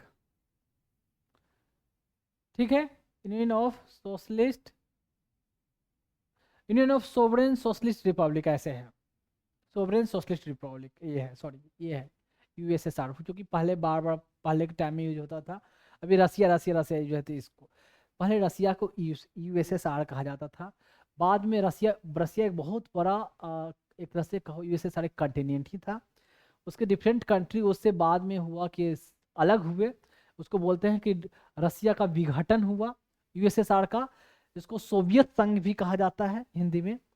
तो उसके बाद डिफरेंट डिफरेंट, जैसे कि आप जानते हो कजाकिस्तान, ताजिकिस्तान, उज्बेकिस्तान, तो यूक्रेन, ये सब सब पहले रसिया के ही पार्ट थे, बाद में डिफरेंट सब सेपरेट हुए, तो अब वो फिर रसिया कहलाने लगा। तो यहाँ से हमने फंडामेंटल ड्यूटी लिया, इसका कंसेप्ट। जो यूएसएसआर था, आप जानते हो कि कम्युनिस्ट कंट्री था, ठीक है। तो सोशलिस्ट कंट्री कहो या कम्युनिस्ट कहो, ऐसा कम्युनिस्ट था। वो फंडामेंटल ड्यूटी अपने कॉन्स्टिट्यूशन में मेंशन किए हुए थे। उससे हमने ये कंसेप्ट को स्टार्टिंग में तो नहीं लिया, मतलब जब कॉन्स्टिट्यूशन जब फ्रेम हुआ 1949 में, मतलब 26 नवंबर बताया था, तो उस समय ये फंडामेंटल ड्यूटी को इंक्लूड नहीं किया गया। लेकिन जब इंदिरा गांधी ने जब इमरजेंसी लाया, तो देखा कि उस समय बहुत कंट्री में हाहाकार चल रही थी, तो सोचा कि भाई सब लोग, तो 1976 का जो अमेंडमेंट हुआ, इसको मिनी पार्लियामेंट भी बोलते हैं, 42nd अमेंडमेंट एक्ट, उसमें फंडामेंटल ड्यूटी को इंक्लूड किया गया कि इन भारत इंडियन की, हमारे लोगों को राइट के साथ साथ ड्यूटी भी कुछ होनी चाहिए, अपनी कुछ जिम्मेवारी भी होना चाहिए हमारे देश के लिए। अभी इमरजेंसी सही गलत इस पर बिल्कुल नहीं जाना है, मैं सिर्फ ड्यूटी के बारे में अभी बता रहा हूँ। तो ड्यूटी को इंक्लूड किया गया। तो इससे पहले क्या हुआ कि स्वरण सिंह नाम के एक पर्सन थे, इनको कहा जाता है कि कांग्रेस के ही एक मिनिस्टर थे Swaran Singh. Longest serving minister कहा जाता है। लॉन्गेस्ट सर्विस नहीं, सेकंड लॉन्गेस्ट सर्विंग। इनसे पहले जो सर्विंग थे जो जगजीवन राम, जगजीवन बाबू दिल्ली में I think Jagjivan Ram hospital भी है जगजीवन राम के नाम से।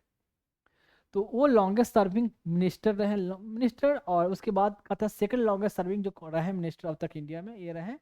ये डिफेंस संभाला, होम मिनिस्ट्री संभाला, फाइनेंस संभाला, रेलवे संभाला, मतलब कई मिनिस्ट्री इन्होंने उतने मतलब अपने पीरियड में टेन्योर में मतलब इन्होंने मिनिस्ट्री का भार संभाला था, मतलब उनको पोर्टफोलियो दिया गया था।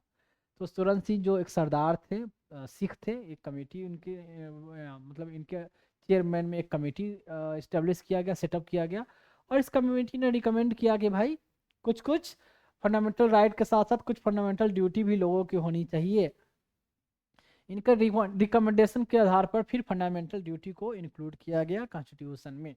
कैसे इंक्लूड किया गया? तो इस अमेंडमेंट के इस अमेंडमेंट के जरिए एंड देखें 76 पीरियड है 1976 में। अब कहते हैं क्या कि बाद में भी कुछ है जो फंडामेंटल ड्यूटी में जो कुछ और भी कुछ प्रोविजन बाद में जोड़े गए।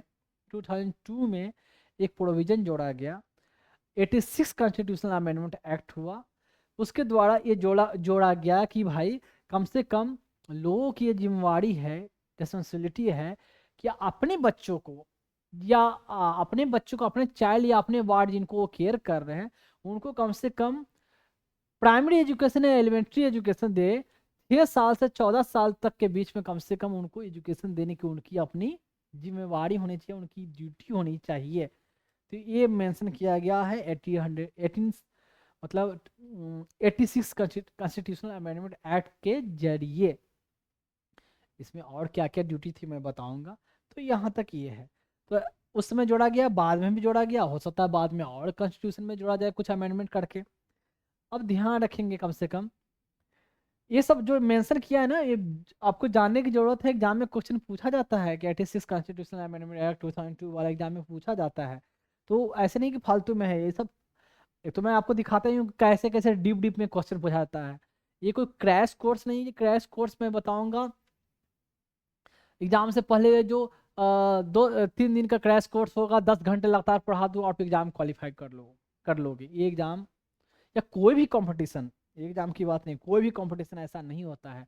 और कहीं क्रैश कोर्स ऐसे होती है तो ऐसा रियल में आप सिर्फ उसको पढ़ कर कोई एग्जाम निकाल लोगे, ये तो भूल जाओ, ऐसा नहीं होता है कहीं भी नहीं। कोई भी छोटा सा कंपटीशन, यहाँ तक ग्रुप डी का भी कंपटीशन अगर होना तो कहीं क्रैश कोर्स पढ़कर सिर्फ वो उसका नोट्स पढ़ के और एग्जाम निकाल ले, नहीं होता है। चलो वो तो बात की बात है, वो आपको खुद समझदारी इतनी तो होनी चाहिए। अगर मेरे बच्चे हो तो मैंने तो इतना समझदार आप लोगों को बना बना देता ही हूँ कि आपकी इतनी सोच इतनी ब्रॉड लेवल की आपकी हो जाएगी, थिंकिंग ब्रॉड हो जाएगा। तो ये हुआ। अब चलते हैं अगले पर। देखें मिनरवा मिल का तो मैं फ़ोटो दिखाया था, ऐसे ऐसे जो मिल ऐसे होती है। तो मिनरवा मिल इसको जब मैंने फ़ोटो जब मैंने देखा था ना तो मुझे में थोड़ा ध्यान आ गया कि चूँकि मैं रहने वाला हूँ पटना का रहने वाला हूँ। तो बचपन में क्या है ना कि हमारे घर के पास नहीं, पास का तो 1-1.5 किलोमीटर जब जहाँ हम लोग रहते थे, तो बहुत पहले की बात मतलब बचपन की बात। तो तो कहीं भी देखो आप, दिल्ली की बात देख लो, पंजाब चंडीगढ़ की बात देख लो, आप जयपुर की देख लो, मेजर बम्बे की देख लो, तो 30 साल पहले मैं बता रहा हूँ 30 साल पहले, तो 30 साल पहले और अभी का जो आप पिक्चर देखोगे ना तो काफ़ी चेंज है। जितने फास्ट घर बने, पॉपुलेशन जितनी डेंस हुई और जितनी कहा तो पेड़ पौधे कटना शुरू हुए। पहले पीपल कम थे, घर भी कम होते थे और उतनी डेंस आबादी वैसे नहीं थी, उतना पोल्यूशन कहो या पोल्यूशन नहीं था ऐसे। तो खुला खुला ज़्यादा दिखता था, पेड़ पौधे भी ज़्यादा दिखते थे। तो हमारे घर से ही क्या है कि जहाँ मैं बता दूँ, इतना बताया तुम्हें, ये मैं बता दूं कि मैं रहने वाला पटना का, पटना सिटी का सेंटर का ही। तो हमारे मीठापुर एक जगह है, वहाँ पर एक क्या है कि ऐसे एक प्लांट है वहाँ। तो हमारे घर से दिखता था कि भाई इससे धुआं निकल रहा है, धुआं निकल रहा है, और हम लोगों को पता नहीं होता था कि उसमें बनता क्या है क्या है। पर अक्सर देखते थे दूर से ही कि एक छोटा सा, मतलब बहुत दूर से देखा जाए तो बहुत बड़ा स्ट्रक्चर भी बहुत छोटा दिखता है, उससे धुआं निकलता है। कभी बाद में नज़दीक जाने का कभी मौका मिला तो एकदम बिल्कुल ऐसे ही कंस्ट्रक्शन ऐसा। फिर बाद में अभी का उसका स्टेटस क्या है, अभी आप अगर वहाँ उसके सामने है महावीर मंदिर, उसके सामने एक मॉस्क भी है, मतलब ब्रिज के उस तरफ मंदिर मॉस्क हो गए, पटना कह सकते हो रेलवे स्टेशन है, और उसके तरफ एक तरफ, मतलब ये हो गए नॉर्थ की तरफ और साउथ की तरफ हो गया ऐसे प्लांट। बिल्कुल खंडहर पड़ा हुआ है, कोई कुछ नहीं, वहाँ कोई प्रोडक्शन नहीं होता, कब से बंद पड़ा हुआ, वो एरिया भी उतना ऑक्युपाई है। ऐसा नहीं हुआ कि उसको कुछ प्रोडक्टिव बनाया जाए, वहाँ कुछ अच्छा किया जाए, या जो बंद हुआ है वहाँ कुछ और इस्टेब्लिश कर दिया जाए, तो बस ऐसे ही ज़मीन को छोड़ दिया गया है।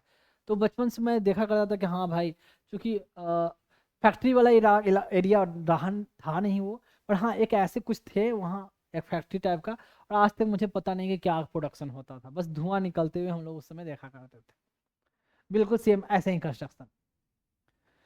तो खैर वो हमारी पुरानी यादें। देखें, अब ये है, कहते हैं क्या, कि like DPSP fundamental duty are also non justiciable and that is can not be directly enforce by court, court के द्वारा इसको इन्फोर्स नहीं किया जा सकता है कि आपको ये ड्यूटी है, आपको ये करना ही करना है, इंडिविजुअल की ये जिम्मेवारी है, ये दायित्व है, या तो आपको ये मतलब सर देश के लिए आपको ये करना ही करना है, तो इसको इन्फोर्स नहीं किया जा सकता, आपका दायित्व है। तो या कह सकते दायित्व है, या आपका फर्ज बनता है, ऐसे ऐसे बात।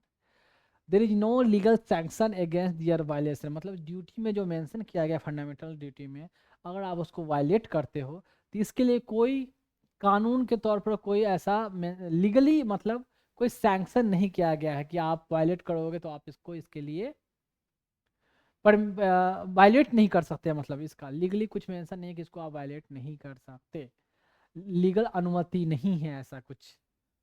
कैसे है, ये जो फिलोसफिकल बातें जो हुई मैं आगे बताऊंगा तो एक्सप्लेन करूंगा, अभी तो ये है जान लो। अभी मैं देखो, कोई ऐसा वर्ड, कोई ऐसा सेंटेंस, ऐसा कुछ भी नहीं है जो मैंने मेंशन किया है और उसको आपको एक्सप्लेन न करूं, उसको सुपरफिशियल लेके चला जाऊं। मुझे खुद अगर लगता है कि ये कुछ रटने वाली बातें हैं, लेकिन उसे भी मैं आपको समझाऊंगा ही समझाऊंगा, एक्सप्लेन करूंगा ही करूंगा, ठीक है। तो मैं आऊंगा अभी इसके ऊपर कहते हैं there is no legal sanction, ये फिर however parliament is free to enforce. अब देखें, लीगल सैंक्शन नहीं है, पर पार्लियामेंट इसको फोर्स करने के लिए सुटेबल कानून बना सकती है। जैसे टीपीएसपी के लिए क्या था, उसको इन्फोर्स करना लीगली बाइंडिंग नहीं है, ठीक है, नॉन जस्टिसेबल है कि आप उसको नहीं फोर्स करता है तो कोर्ट में अप्रोच कर जाओ, ऐसा नहीं कर सकते।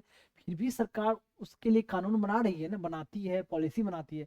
उसी तरह से फंडामेंटल ड्यूटी के लिए सरकार या स्टेट सुटेबल कानून बना सकती है। अब कैसे, वो मैं अभी आगे धीरे धीरे बताता हूँ। पार्ट 51 में जो है लगभग जो मैंने अभी बताया था 11 फंडामेंटल ड्यूटी है, पर मैंने 11th को यहाँ मेंशन नहीं किया है, 2 3 4 को मैंने छोड़ दिया है, वो रटने वाले टाइप का था, मतलब एक्सप्लिसिट या क्लियरिटी नहीं थी, ऐसा लग रहा था बस कुछ भी ऐसे मेंशन कर दिया गया हो, भले उसका मीनिंग और कुछ भी हो। तो आपके अभी के समझने के लिए बेटर नहीं था, इसलिए मैंने उसे मेंशन नहीं किया है। तो कुछ जो एकदम बिल्कुल आप समझ सकते हो और एग्जाम में पूछी भी जाती है, ये कह सकते हो, उसको मैंने अभी यहाँ मेंशन किया है। देखें, ये ड्यूटी में आप देखा जाए तो कह सकते हो कि पहला जो है, पहला कहो या दूसरा कहो, जो भी बीच में first second third what ever you से, इसमें कोई नंबरिंग नहीं कि this will be first, this will be second, this will be third. जैसे 19(1) ए, 19(1) 2, 19(1) 3, 91 ए, सॉरी 39 ए बी सी, ऐसा ए बी सी ऐसा कुछ नहीं है। देखें, कहा गया है क्या, थोड़ा मैं इसको और बड़ा कर देता हूँ। हाँ, to respect constitution, national flag, national anthem, मतलब लोगों की ये ड्यूटी होगी कि कॉन्स्टिट्यूशन को रिस्पेक्ट करे, आदर करे, नेशनल फ्लैग को रिस्पेक्ट करें एंड नेशनल एंथम को रिस्पेक्ट करें। ये आपकी ड्यूटी होगी, होनी चाहिए या होगी। तो अगर कॉन्स्टिट्यूशन के मतलब कॉन्स्टिट्यूशन में जो जो प्रोविज़न है या कॉन्स्टिट्यूशन को नज़र रखते हुए सरकार ने कोई कानून बनाया है, तो आप उसको उल्लंघन करने की कोशिश ना करें, उसको रिस्पेक्ट करें, संविधान को इज्जत आदर रिस्पेक्ट करें। ये कहने का मतलब संविधान के बारे में टिप्पणियां ना करें। संविधान को ऐसा नहीं कि कहीं भी आप जला दे रहे हो, फेंक दे रहे हो सबके सामने पब्लिकली, ऐसा नहीं कर सकते। नेशनल फ्लैग का आप रिस्पेक्ट करें, फ्लैग को आप जमीन पर फेंक कर उस पर कुचल नहीं सकते, कहने का मतलब। तो ये है एंथम के लिए, जब नेशनल एंथम जब गाया जा रहा है तो आपको स्टैंड करना है, खड़ा हो जाना है, स्टैंड अप हो जाना है। तो जैसे देखते हो ना कि जैसे कानून सरकार ने क्या है, कुछ लाया ऐसा कानून का सब, तो ये ऑर्डर लाया कि जब सिनेमा हॉल में जब भी कोई सिनेमा दिखाया जाएगा, पहले जब रिलीज किया जाएगा, रिलीज करने का मतलब आप कह सकते हो कि सिनेमा का शो स्टार्ट होता है, कोई भी फिल्म दिखाई जाती है तो उससे पहले नेशनल एंथम चलाया जाएगा, और पीपल को पहले नेशनल एंथम साथ में गाना है या सुनना है और लोगों को स्टैंड करना है, ताकि देश के लिए या नेशनल एंथम के लिए, मतलब राष्ट्रीय गान के लिए लोगों का वो प्रेम, वो लगाव, देश निष्ठा की भावना, पैट्रियोटिज्म की भावना लोगों में बना रहे। तो अभी ये हो रहा है कि नहीं हो रहा है सिनेमा हॉल में, मुझे आई डोंट नो, क्योंकि न, बहुत दिन से मैं क्या बोलूँ, मैं बहुत रेयर ही सिनेमा हॉल में जाता हूँ। तो मुझे बहुत पहले कभी गया, ईयर बहुत पहले, तो कभी मैंने देखा था कि ऐसे होता था। अभी हो रहा है कि नहीं हो रहा है आई डोंट नो, मुझे पता नहीं। अब मुझसे बेटर आपको पता होगा। ये तो ये रहा, नेशनल ऐसे रिस्पेक्ट करनी है। देखिए, और है to protect the sovereignty, unity and integrity of country, देश की सर्वोच्चता को, एकता को, इसको इंटीग्रिटी को आपको प्रोटेक्ट करना है, बचाना है, रक्षा करना है, ऐसे कहने का मतलब है।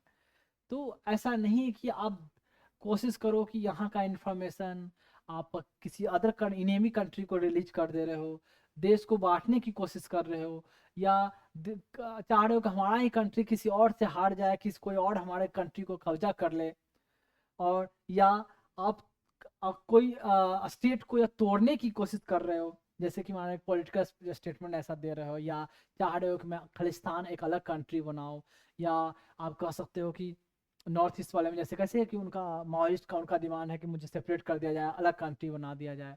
पहले कभी साउथ इंडिया में भी मूवमेंट चला था कि उनकी डिमांड थी कि भाई हमें अलग कंट्री बना जाए।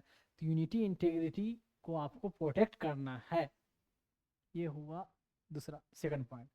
थर्ड है to defend country and provide national service when required, country को आपको डिफेंड करना है, रक्षा करनी है।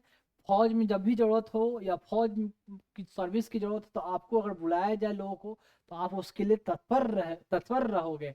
एंड नेशनल मतलब देश राष्ट्र की सर्विस के लिए कभी भी गवर्नमेंट अगर लोगों को बुलाती है या कह सकते रिक्रूट करवाती है, तो उसमें आप अपना योगदान दोगे, ये कहने का मतलब ये हुआ।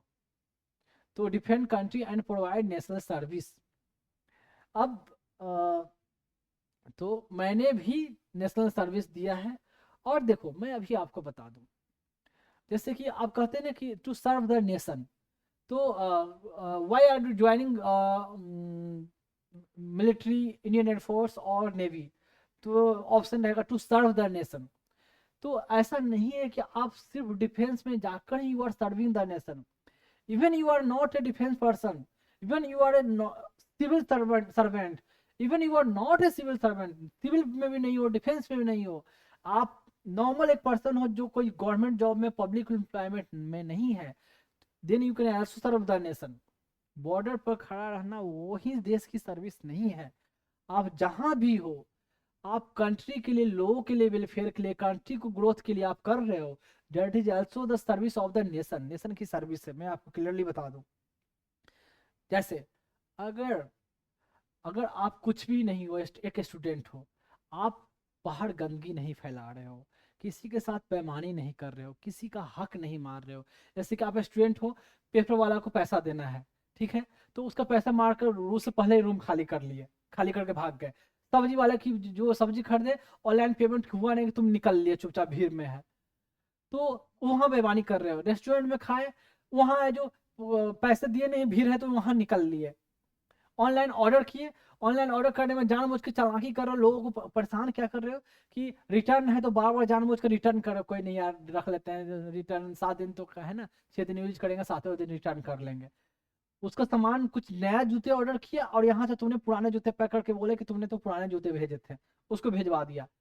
तो कहीं ना कहीं किसी के साथ आप चीट कर रहे हो, बार बार रिटर्न कर रहे हो, तो उसका मैन पावर बर्बाद हो रहा है, रिसोर्सेस बर्बाद हो रही है, ठीक है, तो पेट्रोल बर्बाद हो रहा है, ऐसे बर्बाद हो रहा है, तो कहीं ना कहीं वेस्टेज कुछ तो हो रहा है ना, तो कंट्री का ही अल्टीमेटली लॉस है। किसी की जगह रेंट पर आप रह रहे हो, ठीक है, तो मान लीजिए अभी तो चलो रेंट का तो बिजली का पैसा लगता है, चाहे आप किसी मेडिकल कॉलेज में, इंजीनियरिंग कॉलेज या कोई भी कॉलेज में हो, ठीक है, तो वहां आपको बिजली का कोई पैसे नहीं देते हो। क्लास में फैन चल रही है, फैन चढ़ते हुए, एसी चलते हुए तुम छोड़ दे रहे हो, जा रहे हो लास्ट में उसको ऑफ नहीं कर रहे हो, ऐसे छोड़ दिए। कब तक भर दिन चल रहा है, भर रात चल रहा है, उसको कोई चिंता नहीं है। कहीं पानी नल बाथरूम कहीं रेंट पर हो, टैप यूज कर रहे हो, पानी यूज कर रहे हो, खूब पानी बर्बाद किए जा रहे हो, मालिक नहीं है तो नल खुला छोड़ दिए, टैप खुला छोड़ दिए, पानी खूब बर्बाद भी कर रहे हैं, क्या कर रहे हो, then are you serving the country, तो वहां वेस्टेज कर रहे हो, तो कहीं ना कहीं देश का ही तो लॉस हो रहा है ना।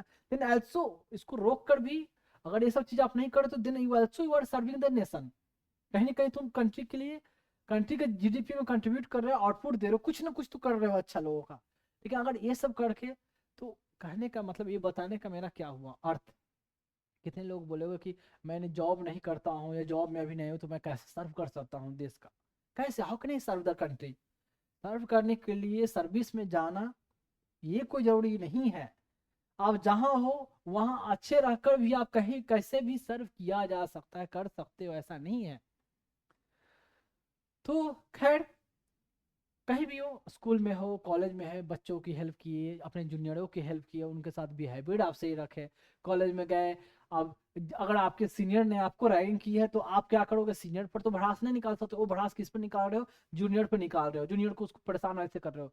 दम है तो जिसने परेशान किया उसको परेशान करके दिखाओ ना, वो तो गर्थ है नहीं, वो जिगर तो है नहीं। तो परेशान बच्चों को नहीं, जो बच्चा है उनको परेशान कर रहे हो जबरदस्ती, उनको जबरदस्ती काम थोप रहे हो, अपना एंटरटेनमेंट उनसे कर रहे हो, अपना सामान, अपना पर्सनल चीजें उससे मतलब पर्सनल काम उनको में उनको ले रहे हो, नौकर की तरह उनको इस्तेमाल कर रहे हो स्टार्टिंग के 6 महीने में।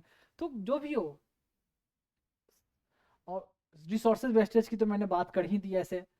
तो दुकान में भी सामान जा रहे हो, जहाँ पॉलिथीन नहीं लेना चाहिए वहां जबरदस्ती पॉलिथीन ले रहे हो, अल्टीमेटली पॉलिथीन को फेंकना है। पॉलिथीन कितना पॉल्यूशन क्रिएट करता है आपको ही पता है, वो बायोडिग्रेडेबल सब्सटेंस है नहीं, तो अल्टीमेटली इन्वायरमेंट के लिए हजार्डस है। तो ऐसे करके आप वेस्टेज कर रहे हो तो क्या है। तो सर्व आप कैसे भी कहीं से भी कर सकते हो, बस आपकी वो नीयत होनी चाहिए।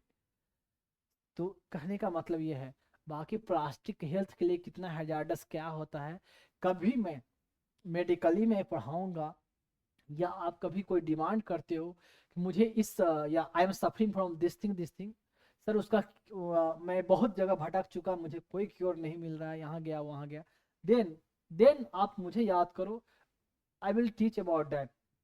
तो उन तो उस केस में मैं आपको कुछ भी प्रॉब्लम हो, जैसे आपको बताओगे कि मुझे माइग्रेन का प्रॉब्लम है, या डिप्रेशन का प्रॉब्लम है, या लो बैक का प्रॉब्लम है, या मुझे इंटेस्टाइनल इशू है, लीवर का इशू है, या किडनी का इशू है, कुछ भी आपको ऐसे इशू बताओगे, या हेयर लॉस का इशू आप बताओगे, या फीमेल बताएगी उनका कि कुछ भी फीमेल को खासकर होता है पीसीओडी, या पॉलिसिस्टिक ओवरियन डिजीज, या कह सकते हो इरेगुलर पीरियड का, वट एवर, जो बच्चे आप डिप्रेशन में जा रहे हो, या कोई भी कुछ ऐसा इशू हो, आप अगर कभी बताओगे या कभी कहोगे तो मैं उसके बारे में डिटेल, लेक्चर नहीं, मैं ट्रीटमेंट बताऊंगा, लेक्चर तो अलग बात है, साथ में ट्रीटमेंट आपको ऑनलाइन मैं ट्रीटमेंट भी दे दूंगा, लेकिन वो आपकी डिमांड पर है अगर आप करते हो तो। बाकी तो मैं तो पहले भी मैं बता दूं, ऑलरेडी मैं डॉक्टर रह चुका हूँ, और डॉक्टर कहीं ना कहीं वो वो चीज़ कुदरत से मिली हुई चीज़, या हमारी मेहनत या कुदरत की बदौलत ही हमें मिली है, वो चीज़ को मैं कभी मुझसे छूट नहीं पाया। तो कहीं ना कहीं वो हर चीज छोड़ दिया, ये छोड़ा वो छोड़ा, अफसर गिरी भले छोड़ दी, पर डॉक्टर गिरी वो रह गई हमेशा। तो किसी ने ये भी बोला कि ये जो तुम्हें जो मिली हुई है वो हर कोई कोई चीज़ें मिल नहीं पाता। बहुत पढ़ कितने लोग बहुत पढ़ने के बाद भी जो तुम्हें गट या फीलिंग या जो कह सकते हो, जो ट्रीटमेंट का जो तुम्हारा नज़रिया, जो कैपेसिटी जो अवेलेबल है, जो कैलिबर तुम्हारा है, वो हर कोई के पास नहीं होता। तो इसको बिल्कुल छोड़ो नहीं, बिल्कुल छोड़ने की कोशिश मत करो। ये अपने आप में तुम में जो अंदर की एक जो स्किल है, कला है, ऑलवेज मेंटेन दैट वन। तो जो भी हो वो छूट नहीं पाया, जो अभी तक मेंटेन है वो है तो है। खैर वो बात की बात है। जब भी आप बच्चों को, मेरे बच्चों को कुछ भी ऐसा इशू होगा आप बोलोगे, मैं ज़रूर उसके बारे में, जब मुझे पता चलेगा मैं ज़रूर ज़रूर ज़रूर आपको बेस्ट से बेस्ट जो होगा, बेस्ट से बेस्ट का मतलब not in my knowledge, what will you best in the मतलब in context of medical science, medical science के संदर्भ में जो उसका बेस्ट ट्रीटमेंट अवेलेबल होगा, I will give you that one. तो ये कहने का मतलब कहने का मतलब ये कह रहा हूँ कि जो मेडिकल साइंस में बेस्ट ट्रीटमेंट फैसिलिटी अवेलेबल हो, वो ट्रीटमेंट लंदन में अवेलेबल हो या न्यूयॉर्क में, अगर मेडिकली वो क्यूरेबल है, मेडिकली उसका ट्रीटमेंट है, वहाँ किया जा सकता, तो वो ट्रीटमेंट मैं आपको यहाँ देने दूंगा, आपको देने की कोशिश नहीं कर रहा, दूंगा मैं आपको।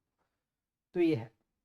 और इस बात का कोई मुझे अहम नहीं, अहंकार नहीं है, मैं क्लियरली बता दूं, अहम नहीं है मुझे इस बात का कोई कुछ भी। क्योंकि जो मैं दूंगा मैं अपने बच्चों को दूंगा, आप मेरे बच्चे हो, तो इसमें अहम की क्या बात है, इसमें कुछ है ही नहीं बात। और जो मिला है का मिला हुआ, ये तो है। खैर तो टॉपिक खत्म होने के बाद मैं बता दूं, थोड़ा सा मैं अपने चैनल के बारे में कोई प्रमोट एडवर्टाइज नहीं कर रहा, बस थोड़ा सा बताना पड़ता है। ये हमारे चैनल जो आप यूट्यूब पर जो देख रहे हो उसका तो नाम ऑलरेडी पता चल गया होगा, तभी आप खोल कर देख रहे हो। तो ये यूट्यूब पर चैनल इस नाम से है, और मेरी जहाँ भी लोगो होगी हमारा तिरंगा वो होगा। फेसबुक पे, ट्विटर पे, जिसको एक्स बोलते हैं, या यूट्यूब पे या इंस्टाग्राम, वेरी वन। तो इसकी जो आईडी होगी इस नाम से देख सकते हैं, ऐसे इसे सर्च कर सकते हैं। क्या है, @Dr.Vikas IAS। ठीक। एंड नेक्स्ट चलते हैं, और जैसे सब लोग बोलते हैं, या एज यू विश, जैसे फॉलो करो, क्या बोला जाता है, like subscribe and follow, something something like that, तो योर विश। अगर अच्छा लगे तो ही करेंगे, अगर बेनिफिट हो रहा है तो ही करेंगे, कोई कंपलसरी, कोई दबाव ऐसा नहीं है। ठीक है, खुद अगर लगा कि हाँ हमने समथिंग डिफरेंट अचीव किया, कुछ मुझे अच्छा मिला, देन ओनली, कोई कंपलसरी नहीं है। और जो मैंने कोशिश की है बेस्ट से बेस्ट देने की, मैंने अपने बच्चों के लिए कोशिश की है। और ये इंस्टाग्राम का है, तो इंस्टाग्राम का ये लोगो, जैसे यहाँ यूट्यूब का लोगो था, ये इंस्टाग्राम का लोगो है। और जो हमारी जो आईडी है, ये पता नहीं है, थोड़ा आगे पीछे हो गया है, इसमें एक साथ होनी चाहिए था, पता नहीं, मैं स्लाइड में करता हूँ तो ये आगे पीछे हो जाता है, मैंने पहले भी बताया है। तो एक साथ में ही होगी, Dr.Vikas_IAS। तो ये रहेगा आपका इंस्टाग्राम पर। हालांकि यूट्यूब, इंस्टाग्राम जितने भी हैं सब लिंक किया हुआ है, तो एक से जाकर दूसरी जगह आप जा सकते हो। तो थोड़ा सा इसकी एक जगह कर लेंगे, ये अपन अप डाउन हो गया है। लैपटॉप में तो नॉर्मल दिखता है स्लाइड में, पर इसमें करने के बाद यहाँ ऐसे आ जाता है डिजिटल बोर्ड पे। तो ये चला जाए, ये एक बार कोड भी इंस्टाग्राम में शायद जनरेट होता है, इसलिए ऐसे है। तो बार कोड को स्कैन करके भी चाहे तो वहाँ पहुँच सकते हैं। तो ये वीडियो हर जगह अवेलेबल होगी, कुछ कुछ शॉर्ट जो बोलते हैं छोटे छोटे वीडियो भी डालना, तो वो सब डाला हुआ मिलेगा आपको। तो अगर स्कैन हो जाती है तो वीडियो से तो गुड। इसको थोड़ा मैं और जूम कर दूं, ये रहा इंस्टाग्राम का। अब देखेंगे ये है ट्विटर, जिसको अब एक्स बोलते हैं, पहले ओल्ड ये था ट्विटर, एंड अब हो गया है एक्स। तो एक्स में जो हमारी अकाउंट है, ऐसे फॉर्मेट जो आपको दिखेगी, ऐसे इस तरीके से दिखेगा। और जो जो आईडी जो होता है, @Dr.Vikas_IAS, तो इस नाम से आएगा ऐसे। एंड नेक्स्ट है फेसबुक पे। तो फेसबुक पे इस नाम से फेसबुक का लोगो, एंड जो चैनल रहेगा उस पर ऐसे आएगी, और आई थिंक सिंपल ये डालने से ही शायद ओपन हो जाए या आपको सामने विजिबल होगा, तो ये आप देख सकते हो।